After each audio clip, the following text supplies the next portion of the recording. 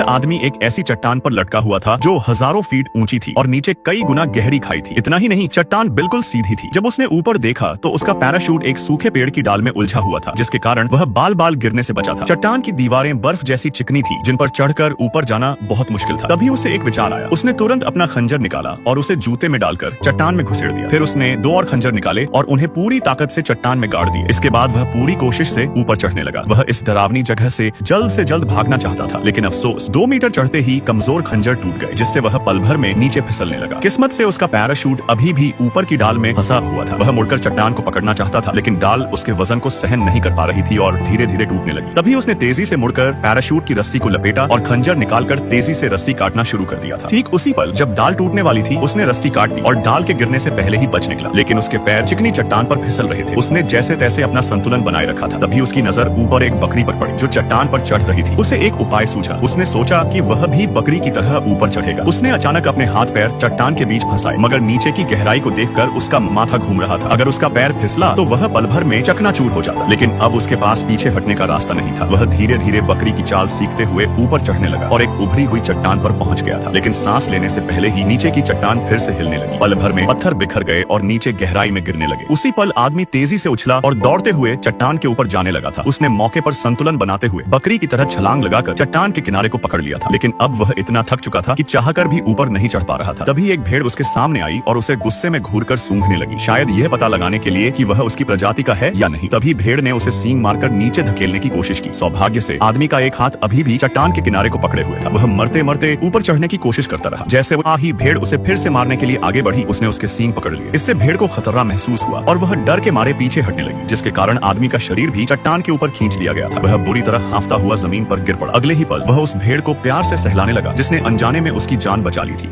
ये वही fighter jet था जिसे सब नफरत करते थे। इसका नंबर हमेशा 13 रहा। हर बार जब भी ये किसी मिशन पे गया, दुश्मन ने इस पर हमला किया। लेकिन अजीब बात ये थी, ये जेट हर बार खुद वापस लौट आता था। जेट तो एकदम सही सलामत रहता, पर अंदर बैठे सारे सोल्जर मारे जाते। लोगों को लगने लगा ये जेट शापित है। कोई भी पायलट इसे उड़ाना नहीं चाहता था। फिर एक दिन एक नई लेडी ऑफिसर आई। उसने बिना सोचे नंबर 13 वाला जेट चुन लिया। उसे शार्प वाप पे यकीन नहीं था। उसने मिशन पर जाने का फैसला किया। उड़ान भरे कुछ देर ही हुई थी कि वार्निंग प्लेन ने बता दिया, एक दुश्मन का स्टील्थ फाइटर आसपास मंडरा रहा है। जल्दी मिशन खत्म करना था ताकि पकड़े ना जाएं। सबसे पहले नंबर 13 वाली टीम ने लैंड किया। क्रू जेट से कूदकर इलाके को कवर करने लगा। बाकी 2 जेट जैसे ही उतरे, दुश्मन ने फायरिंग शुरू कर दी। एक जेट पूरी तरह तबाह हो गया, दूसरा भागने की कोशिश में था, लेकिन फिर भी मिसाइल लग ही गई। लेडी ऑफिसर ने सबको वापस जेट में चढ़ने को कहा और तुरंत इंजन स्टार्ट किया, पर एक टीम मेंबर अभी भी बाहर रह गया था। अब रुका नहीं जा सकता था। दुश्मन ने पहले ही मिसाइल फायर कर दी थी। आखिरी सेकंड पर सोल्जर जंप करके अंदर आ गया। लेडी ऑफिसर ने फ्लेयर्स फायर किए, लेकिन फिर भी जेट नीचे गिरने लगा। आखिरी पल पर